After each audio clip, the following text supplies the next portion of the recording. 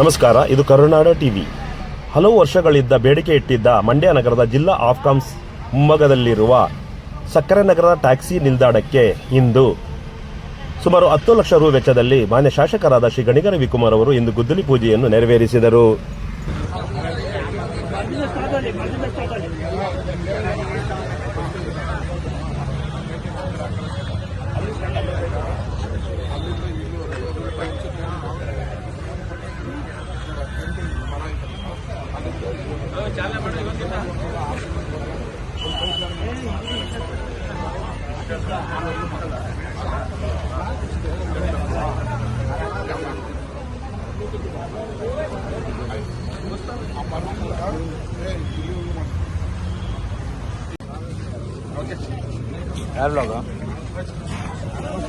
ಮೊದಲ ಬಿಟ್ಬಿಡಿ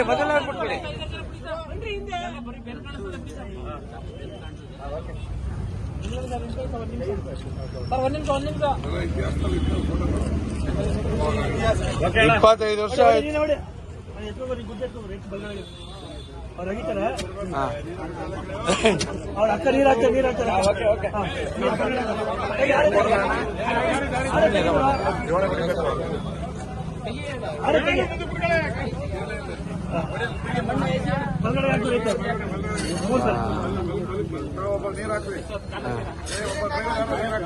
ಹಾಲ್ ಹಾಕಿ ಒಬ್ರು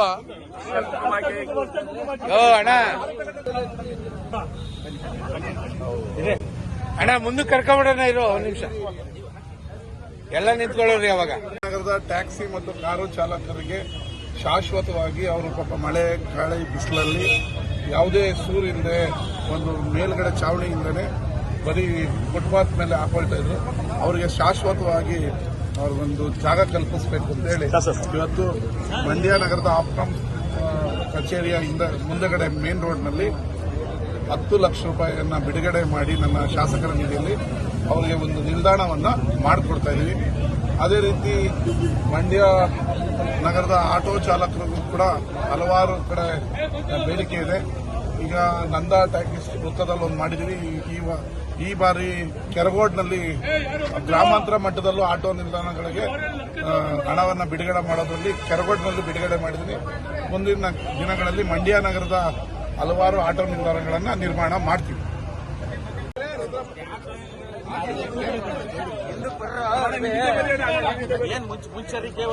ಹಾಕಿ ಎಲ್ಲ ನಿಂತ್ಕೊಳ್ಳಿ. ನಿಮ್ ಟೀಮು ಬನ್ನಿ, ಹಾಕ್ಬಿಟ್ಟು ಹಿಂದಕ್ಕೆ ಬನ್ನಿ ಎಲ್ಲ ಕಾಣಿಸ್ ಕೈ ಬಿಡೋಣ. ಎಲ್ಲ ಕಾಣಿಸ್ತೀರಿ, ಕೈ ಬಿಡಿ.